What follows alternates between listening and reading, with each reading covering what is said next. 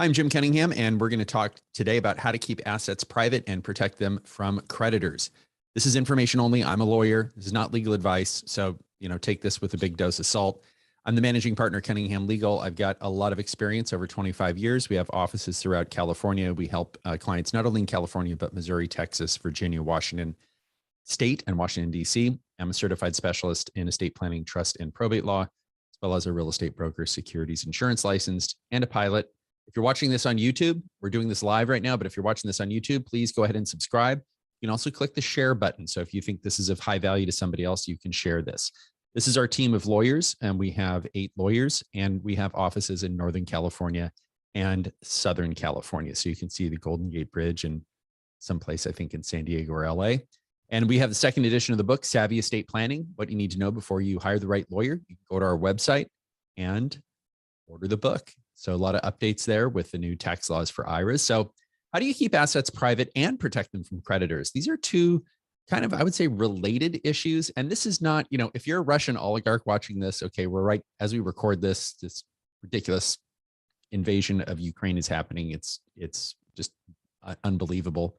But if you're trying to hide assets, look, this is not for you, okay? What we're talking about here, though, are some real world issues. And we'll talk about who this is for and why some people might want privacy and why some people might want creditor protection. But is there a way to keep your name off your assets? How does that happen? Can you protect your assets from creditors and predators? And I would include the government, right, as a predator for taxes.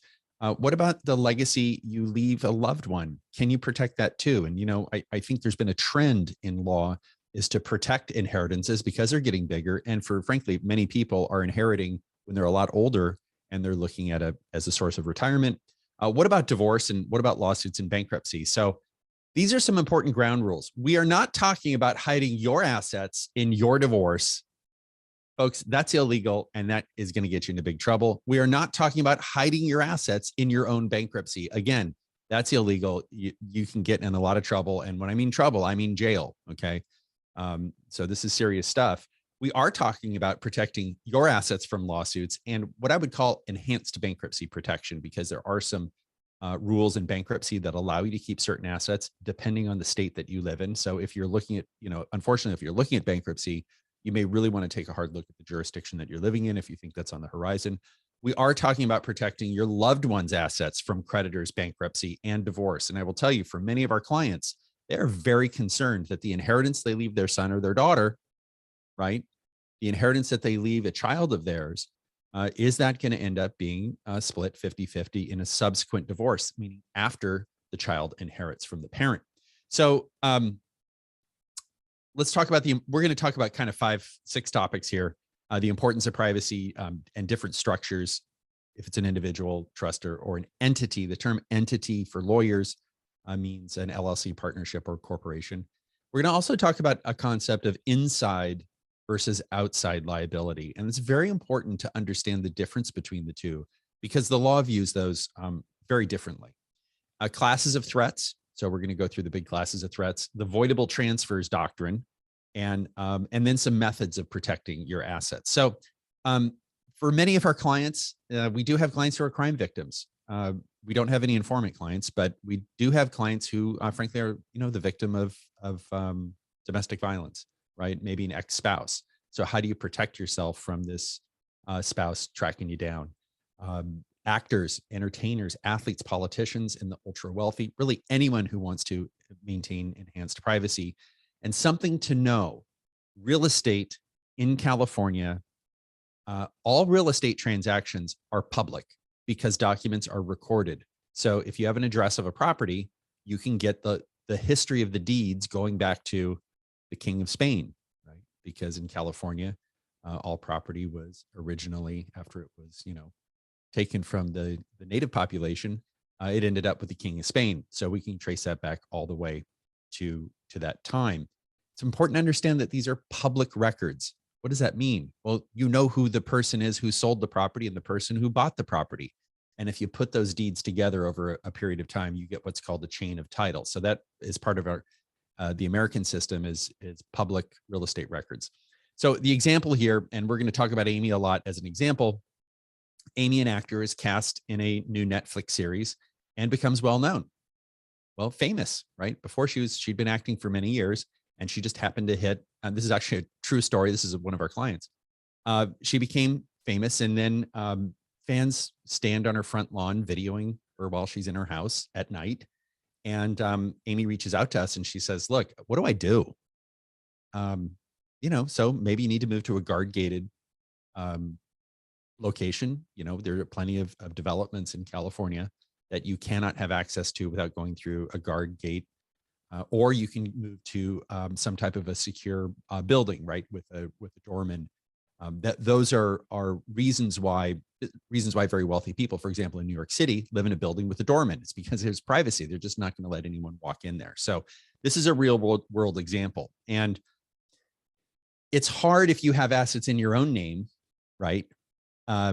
Because they're in your name, and if you're talking real estate, it's a public record. People are going to know you own the property. So what can Amy do? So what she's doing here, how I'm teeing this up, is she's moving from her existing property and moving to a new property. Well, she can have somebody else take title to the property. That's really not workable because then she doesn't own it anymore and she loses control. Amy can create a living trust. And here's the problem with the living trust. You are named trustee. Any deed in California, if it's properly written, conveys title. If I sell it to Amy, I'm going to sell my property to Amy, trustee of Amy's trust. Okay, so her name will be on there as trustee. So the whole world will know where she's living, and that's not really workable. So what can she do? Well, this is something our firm, we have acquired 23 law practices over the years. So these are attorneys who retire and they say, gee, my clients need to go somewhere. And so we end up incorporating those into our firm. So many people watching this, you know what I'm talking about. You might have started with a different lawyer who retired or passed away. But one of the lawyers that practices in the LA area, he had a fair amount of well-known clients. And so in this situation, what we do with Amy is Amy creates a living trust for her assets that aren't publicly publicly disclosed, like an investment account. If you go to an investment advisor, XYZ Financial Services, and you have a brokerage account, that's not public record, right? Nobody can, I suppose they could, steal your mail or something, but that's not something that's a publicly available record like a real estate transaction is. So for Amy's assets that aren't publicly disclosed, what we do is we put those in her living trust with her as trustee. But on the new home that she's buying, Amy actually creates a second trust, and I'll walk you through what I mean by this. So let's say that the property she's moving to is the 123 Highland Lane Trust. Okay, so now Amy, famous actor, she says, I don't want people to know where I live. What's one option I can do? Well, one option is to create your living trust and then create another trust, and she names her CPA Carl. C is the first, Carl is the CPA, Amy's the actor. You see where there's a little logic here with the names. So Carl is the trustee of the 123 Highland Lane Trust. And this is a very short trust. I think these are 4 or 5 pages, but Carl is the one who goes on title. And Carl, trustee of the 123 Highland Lane Trust, is what the public record shows. But really that trust, the 123 Highland Lane Trust, holds the property for the benefit of Amy's living trust. Okay, so this trust holds property for another trust. So it's kind of like a wrapper you put around the real estate. And that is one method. I would say this is probably the most least headspace, most cost-effective way of just maintaining your privacy so that people can't run a title search and find you, right? Find out where you're living. Okay, so what else could Amy do? Amy could create the 123 Highland Lane LLC and have the shares of the LLC held in her living trust. Now, if she does this, she's going to choose her CPA Carl as the manager of the LLC because the identity of the manager is a required disclosure in California. You must name who the person is in charge of an LLC. It's called a statement of information. You have to file that every 2 years. So if Amy is the manager of her own LLC, you can see that her name would appear not on the county recording database, but it would appear on the Secretary of State in California. And you can easily look that up and find out who the manager is of any entity in California. So again, that's public record. And by naming her CPA Carl as the manager of the LLC. Her name does not appear. Now, a little bit of cost and more headspace with an LLC, and we'll talk about that. So let's talk about inside liability versus outside liability. So what am I talking about here? Well, inside liability happens when something goes wrong with an asset held within an entity. Now, an entity is, for our purposes here, we're going to talk about an LLC, and I'll tell you why LLCs are great. In most circumstances, they're the preferred vehicle, not all, but for most of our purposes here, the LLC is the preferred vehicle. So Amy forms 123 Highland Lane and names Carl manager, and a tree falls from Amy's property onto the home of Ned, the neighbor, causing $100,000 in damage to Ned's home. This is an example of inside liability. What does that mean? Well, this liability is inside because it is the property that caused the damage. Okay, it wasn't Amy who caused the damage. It was a consequence of a tree growing on Amy's property that fell onto a neighbor's property. Now, in the real world, Amy's homeowner's insurance will likely cover this loss. And it's very important to note that Amy's other assets are not exposed. So let's assume that she didn't have insurance. Well, Ned's $100,000, he could certainly go after the property that is owned by 123 Highland Lane, but he could not go after Amy individually. So that's just a very important distinction. That is inside liability. Outside liability happens when Amy does something wrong, or liability arises from a property not held in an entity or irrevocable trust. So this is important. So if I'm losing you a little bit, let me just say this another way.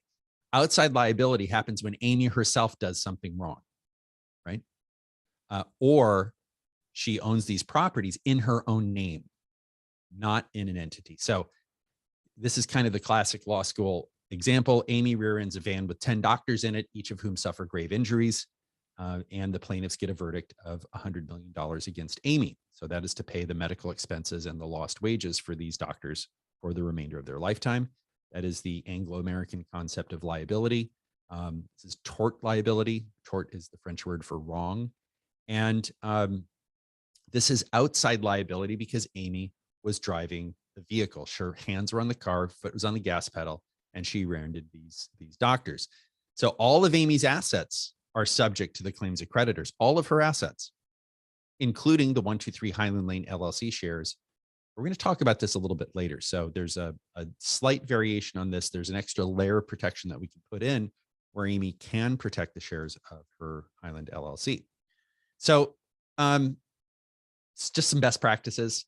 Adequate insurance should always be considered. There are some limitations on insurance that we'll talk about, but really you should be adequately insured. If you do not have an umbrella policy, if you're watching this and you're concerned about liability and you don't have an umbrella policy, it's going to cost you, I don't know, $500, $1,000, $1,500 a year, whatever it is, for depending on how many millions.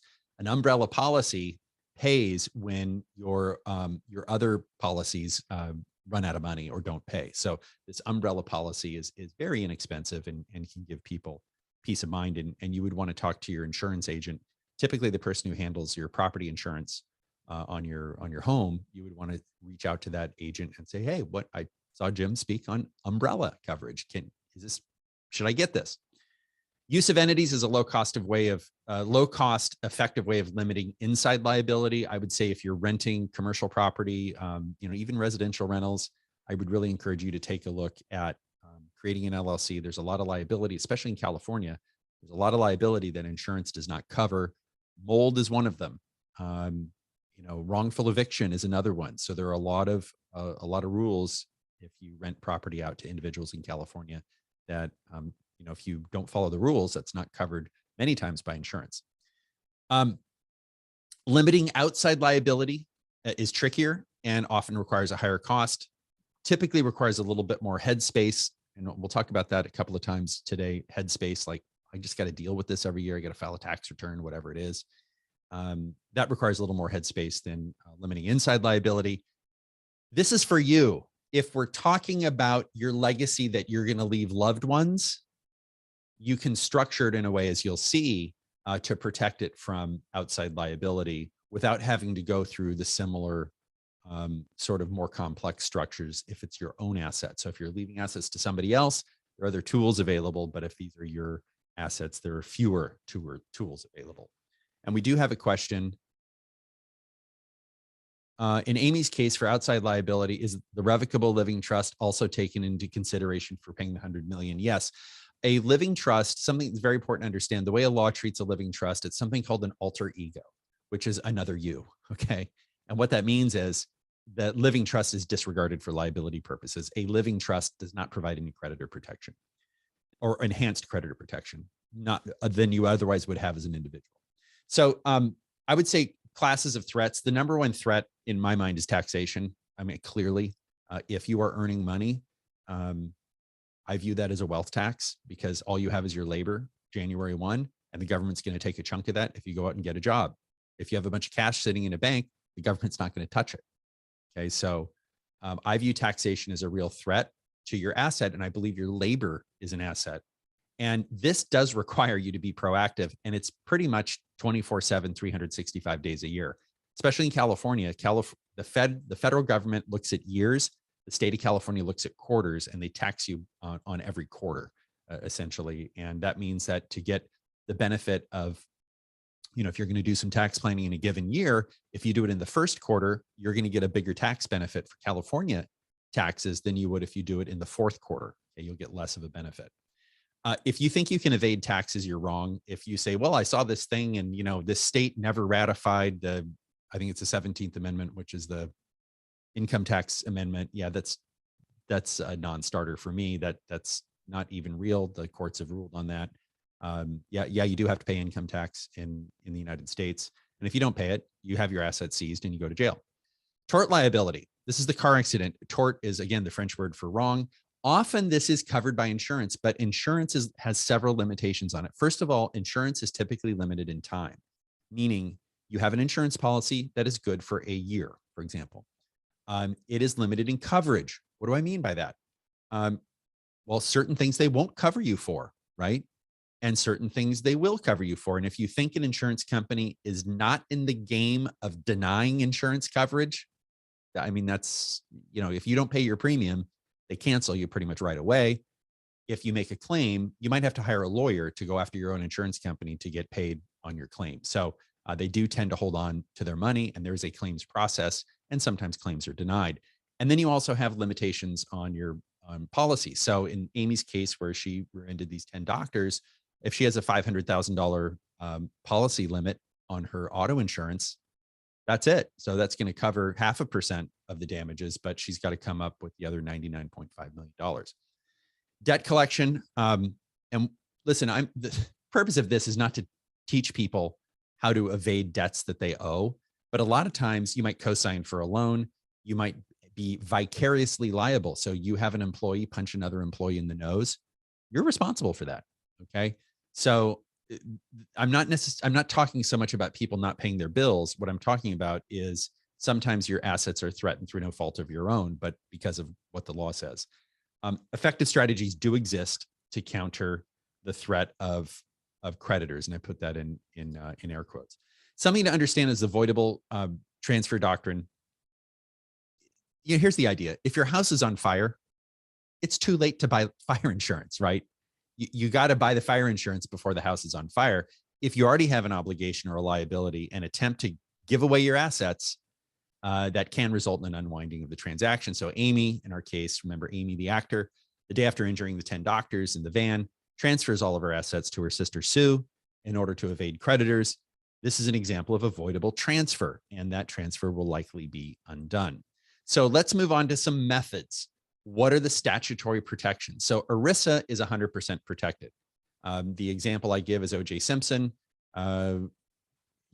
was criminally not held liable for the death of his ex-wife and the other victim, and was civilly held liable, but they've never collected against his $25 million NFL pension because it's protected, right? So it's important to understand that your 401k, your 403b, your TSA are protected. IRAs have less protection. They do. And this varies from state to state. California has, I believe it's about $1.2 million, something like that, protection. Other states have different amounts. So this goes state by state, but they do not have the same protection that an ERISA plan has. Life insurance cash value has minimal protection in California. I believe it's about $13,000, something like that. Other states protected 100%. So that, Louisiana, I know, protects at 100%, the cash value in your life insurance policy. So again, depending on where you live and what state you live, that really drives the rules on this. And something else to understand is there are no federal property laws.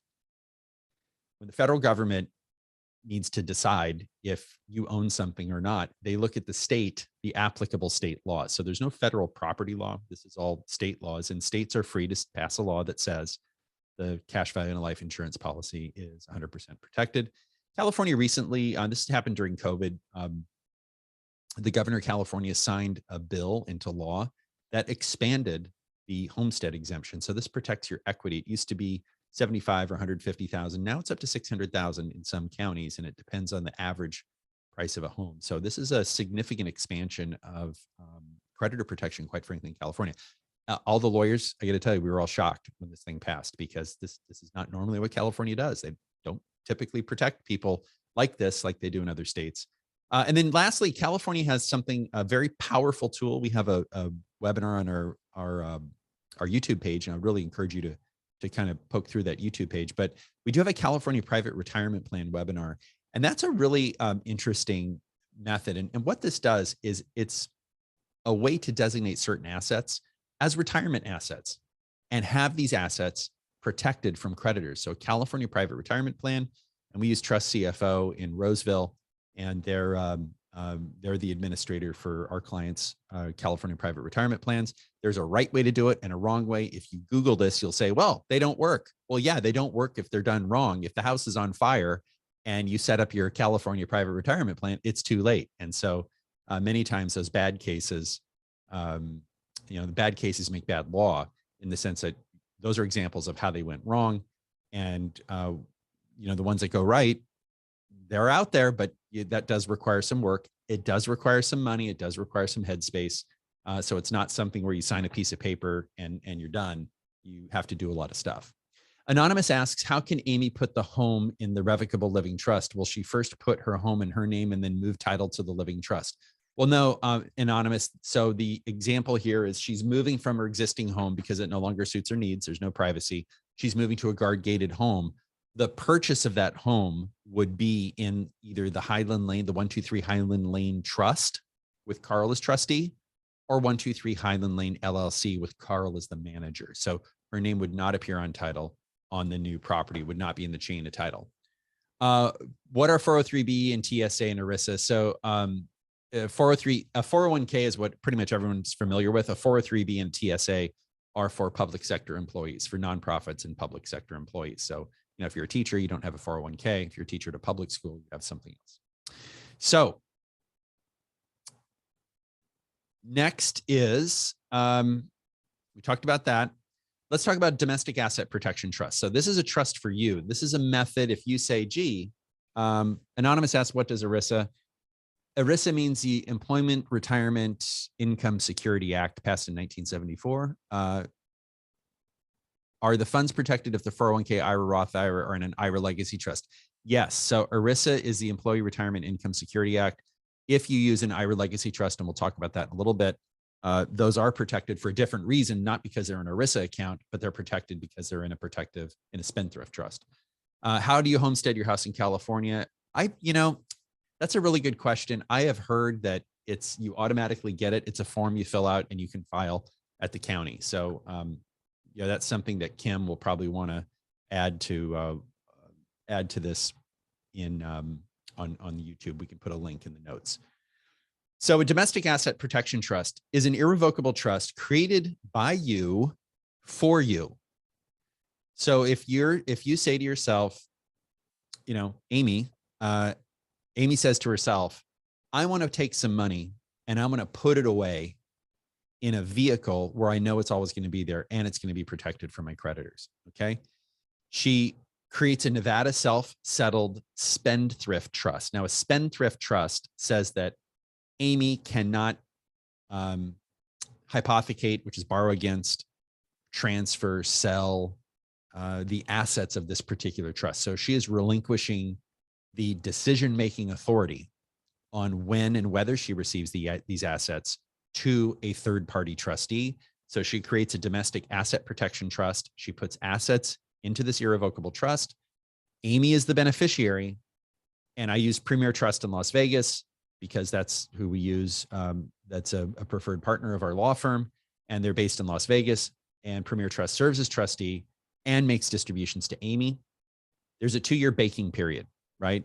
And so under Nevada law, these assets have to be in for 2 years before Amy has that creditor protection, okay? And again, the voidable transfers doctrine applies. If you've got this liability and you put the assets in, it can be unwound. Is the ERISA trust different than an IRA Legacy Trust? Yeah, there's no ERISA trust. That's the ERISA assets are protected by law, by statute, and the IRA Legacy Trust is a trust that you create. We'll talk about that. What about your spouse? You can create a spousal lifetime access trust. It's kind of like the domestic asset protection trust a little bit, except this is created by you for someone else, and that person happens to be your spouse, okay? So Amy, who's a California resident, creates an irrevocable spousal lifetime access trust, or SLAT, for her spouse, Sam.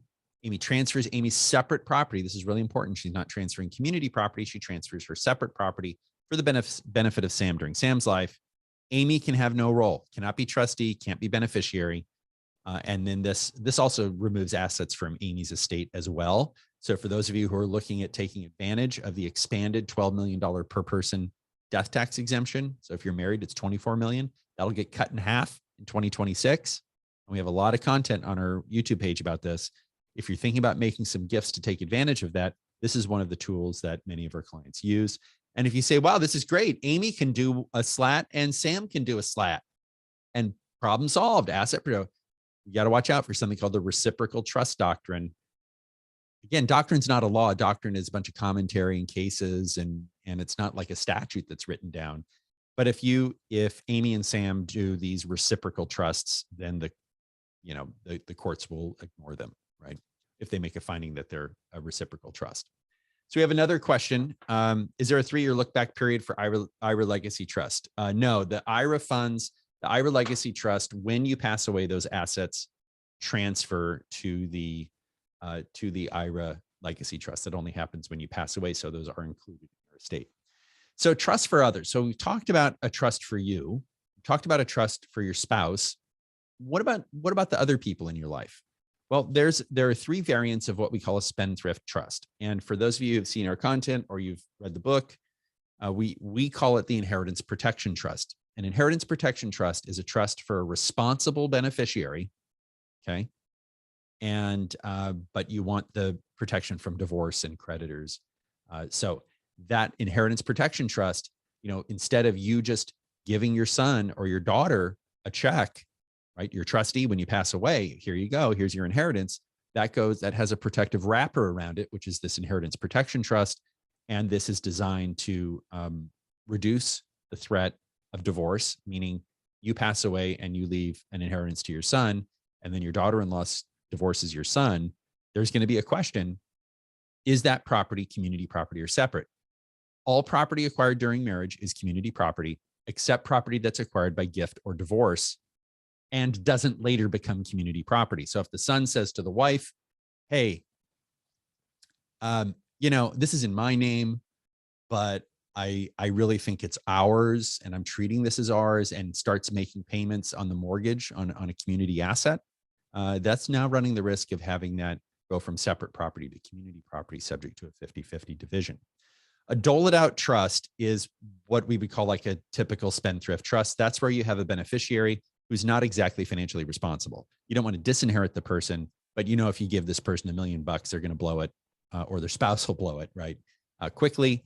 And that way, instead of receiving $1 million, maybe the beneficiary gets $5,000 a month, right? And it's doled out, hence the term doled out. Special needs trust, we have a lot of content on our website and on our YouTube page about this. If you have a loved one with special needs, we put that in a type of spendthrift trust, and that's a special needs trust. So the loved one with special needs does not lose their public assistance, their needs-based public assistance benefit. What does that mean?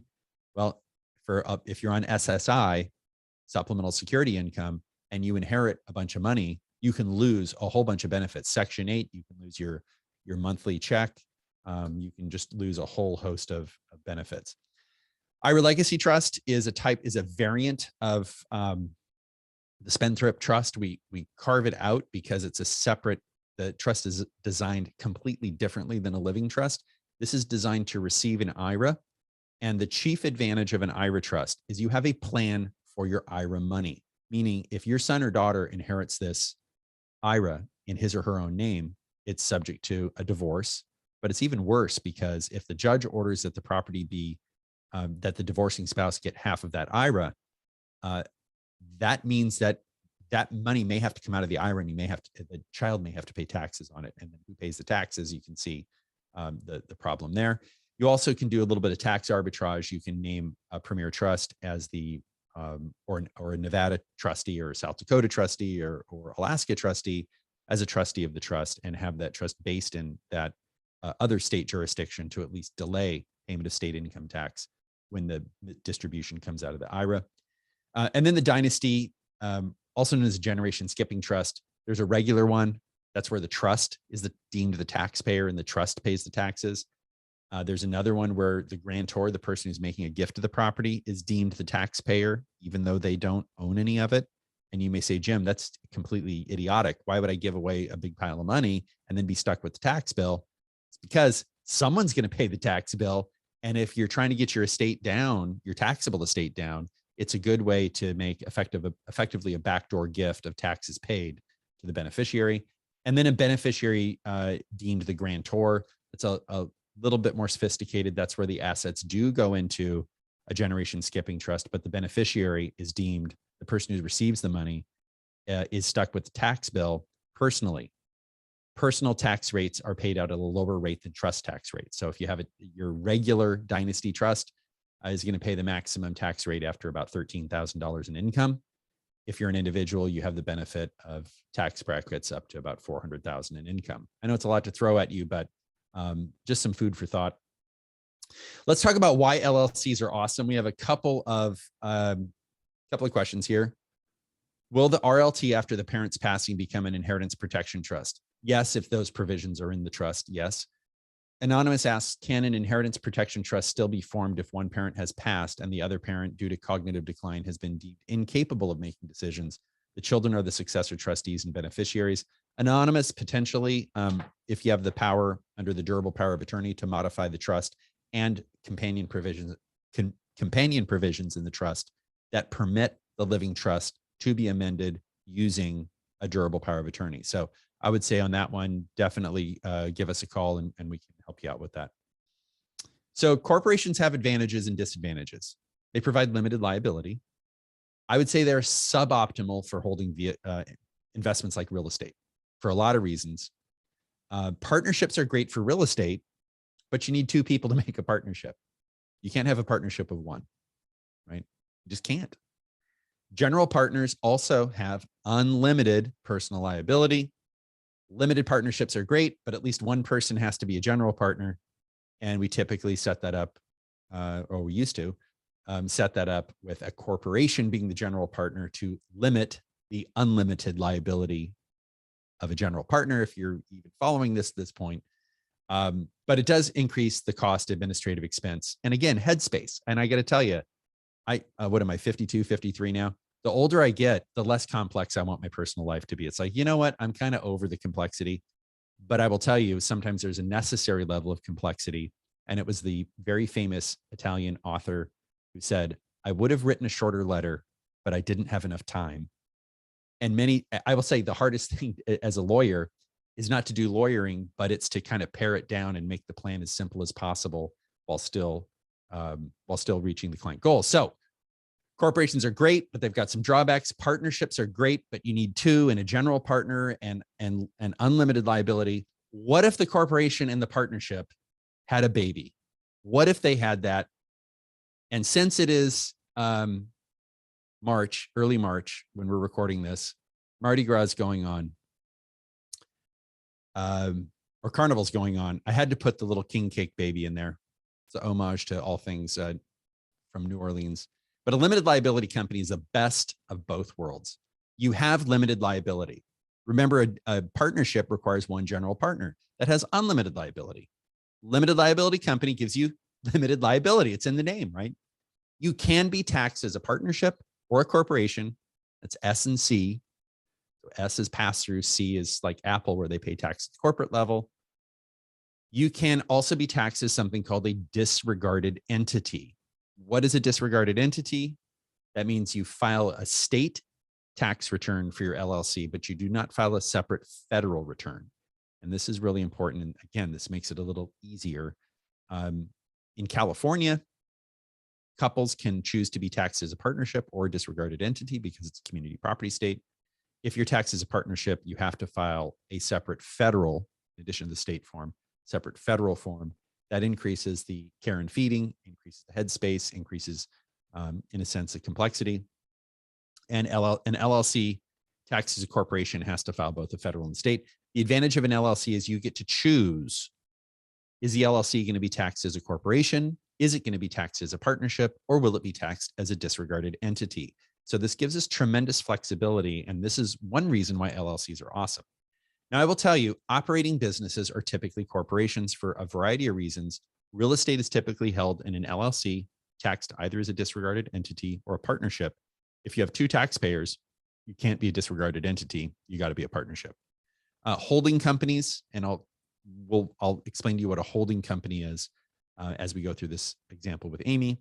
Holding companies are typically taxed as a disregarded entity or as a partnership. And again, married people in community property states can have their LLC taxed as a partnership or disregarded entity. And Amy's 123 Highland Lane LLC is taxed as a disregarded entity. So let's talk about plain vanilla LLC. So this is the LLC structure for 123 Highland Lane LLC. When your real estate is in California, we typically recommend that the vehicle that owns the real estate be a California LLC for a lot of reasons. Now, there's some downsides. There's what's called a gross receipts tax. So here you can see on the graphic here on the right, $800 is the minimum number. And for a lot of people, they say, I don't want to spend $800. Mind you, these are people with maybe a 10 or 20 or 30 or $40 million estate or a $5 million estate. My advice is, look, if it's appropriate, get over paying the 800. You just got to mentally get over that. Some people can't.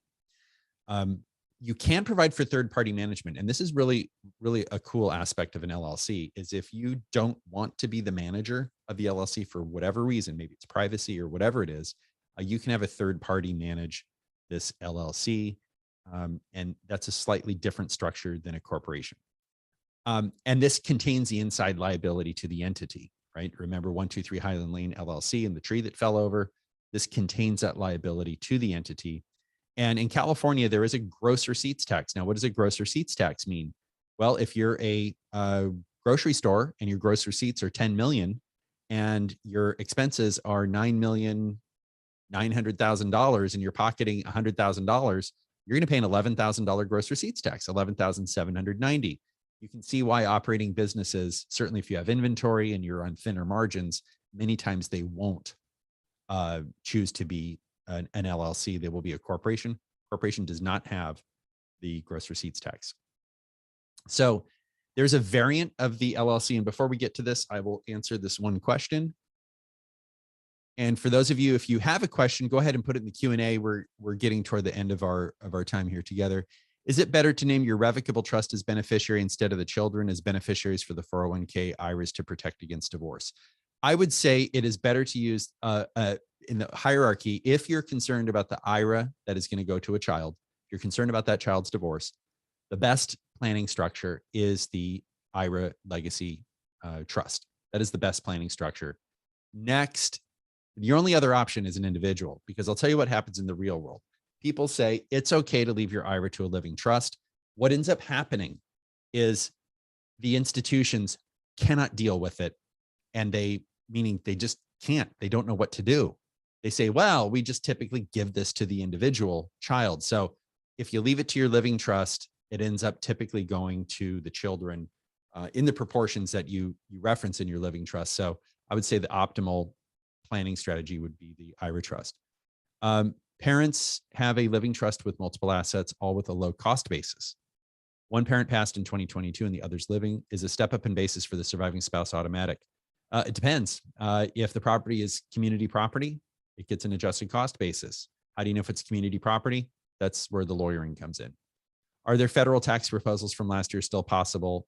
I don't think there's any likelihood of that passing. That has all kind of died down about stripping adjusted cost basis. Are there federal tax proposals eliminating basis step up, decrease in estate exclusion, and increase in capital gains tax?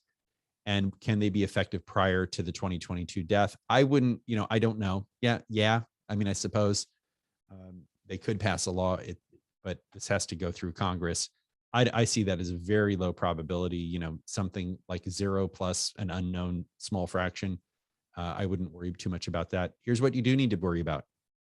If you've lost a parent and you have another parent surviving who's incapacitated, it's very important that you talk to an expert lawyer. I would say CPA, but probably expert estate lawyer.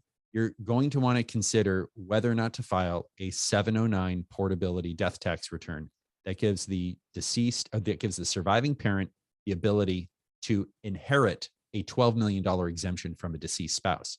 So that's very important, folks. If you lose a spouse, you have 2 years to file that. And it's very important that if you do lose a spouse, you seek some good expert advice, because you don't want to let that coupon go to waste.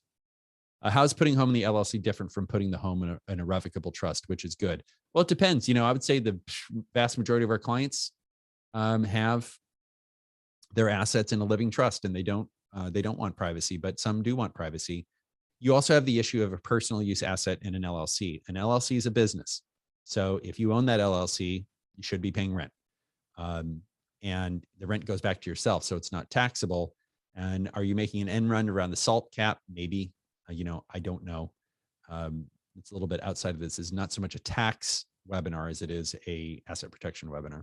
If you have one child, then revocable living trust is beneficiary for the IRAs. Is that better? Anonymous, I think we need to look at that individually, but I would say in our firm, in the vast majority of circumstances, we do not name the living trust as a beneficiary. It's either the children directly or the IRA Legacy Trust.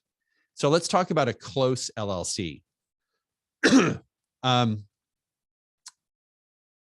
Anonymous asks, is there any downside or reason not to file for portability, or is it all upside if the exclusion is needed by the survivor? The downside is the cost of filing for portability. I think it's very short-sighted.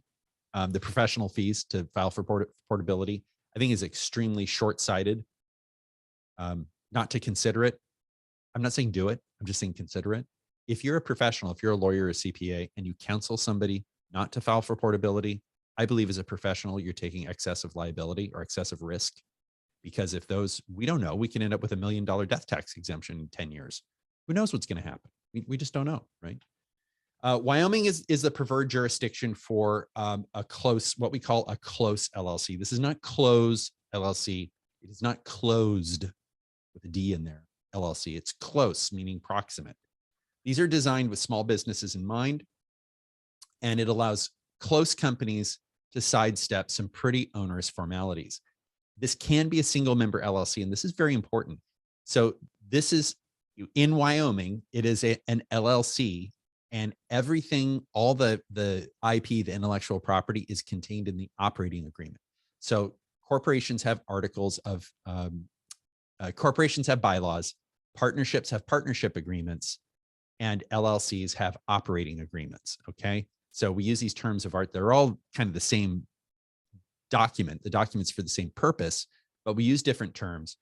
And this is typically for family and close friends, although pretty much family, business partners perhaps. Fewer bureaucratic hurdles, much like a partnership. That's one of the advantages of an LLC. You don't have the same corporate formalities, and enhanced asset protection features. So very important to understand, an LLC in Wyoming does not disclose the owners or the managers. Wyoming does not report information to the IRS, okay? Their privacy is well beyond that. California, is well beyond California and other states. I think it is, for most of our clients that are looking at these types of transactions, the Wyoming Close LLC is the preferred vehicle. And here's why. You have something called charging order protection. What that means is the creditors can't break into your LLC to satisfy a judgment. If Amy puts the shares of her Highland LLC into this LLC, and there's a liability, they can't monkey with the management of the business. Okay. The sole remedy is a charging order. And I'm going to explain to you what a charging order is in the next slide. And the fees are $50 a year. So, and this also applies to even if this is Amy's single member LLC. So let's look at how this works. After Amy moves out of the 123 Highland Avenue Lane property, so she moved into the guard gated community. Now she's moving out. Amy transfers the shares of her Highland Lane LLC to Western Meadowlark, which is the state bird of Wyoming. Western Meadowlark LLC, a Wyoming Close LLC. Amy's now protected the shares of the 123 Highland Lane property from outside liability, meaning Amy's personal liability. Okay. Because Amy no longer owns the shares of the 123 Highland Lane LLC. They can't be taken away from Amy by Amy's creditors. So what she's done is she has contributed those shares of her California Highland Lane LLC. Amy has contributed those shares to the Wyoming LLC and gotten Wyoming LLC shares in exchange. Okay, that's not a taxable event, but what Amy has done is she has the Wyoming LLC own the shares of her Highland Lane LLC. Okay, it's very, very important. Now, you would say, well, why can't the Highland Lane property just go into the Wyoming LLC? Why do you have this extra LLC, Jim? The reason is the Wyoming LLC, if it owns tangible property, like real property in California, it has to register as a foreign LLC in California and must disclose who the manager is. Amy's the manager. If she wants privacy, she's either not going to be the manager or she's going to have a separate LLC for this particular property. The other advantage of having essentially one LLC for each property is you are limiting the liability that may arise from each property to just that LLC and not the Wyoming LLC as a whole. So because Amy no longer owns her shares, they can't be taken away from her, and Amy's creditors are limited to a charging order, which means a charging order means the holder, the creditor, only gets a tax bill. The LLC does not have to distribute money to pay taxes to the creditor. So all the creditor gets for seizing those shares is an order from the court that says they have to pay the tax. So it really increases Amy's leverage in terms of negotiating, and is the basis for the asset protection of this Wyoming Close LLC. So does not give the creditor management rights. They're just kind of along for the ride. They cannot interfere with the management of the business, and the managers can choose to withhold distributions to the creditor. And that brings us to the end. If you would like to book an appointment, you go to our website, book there. If you would, if you like what you saw, go ahead and share this on YouTube, subscribe to our YouTube channel, and you can just kind of hit the subscribe right there on YouTube. Review us on Google if you think we're doing a great job, and then we'll open it up for questions and then wrap it up. All right, so questions. Are there any disadvantages to request a private letter ruling if you miss filing portability? Oh, man, I don't know that one. You know, there are oftentimes some reasons why you can file late, but I would definitely check with a qualified lawyer or CPA. Those are fact-based. How much does an IRA Legacy Trust cost? It's pretty much the same as if you're just doing the IRA Legacy Trust, it kind of mirrors the legal fees of a typical estate plan. I would say probably $3,000 to $5,000. If it's a couple, it's more. If it's a single person, less. When you buy a home, will title to the home initially be on your name and then gets moved to the revocable living trust? Yes, unless your trust buys it from the beginning. Okay, so you can acquire title in the name of a trust. And I want to thank you for joining us here today, and I will see you next week. Have a great day.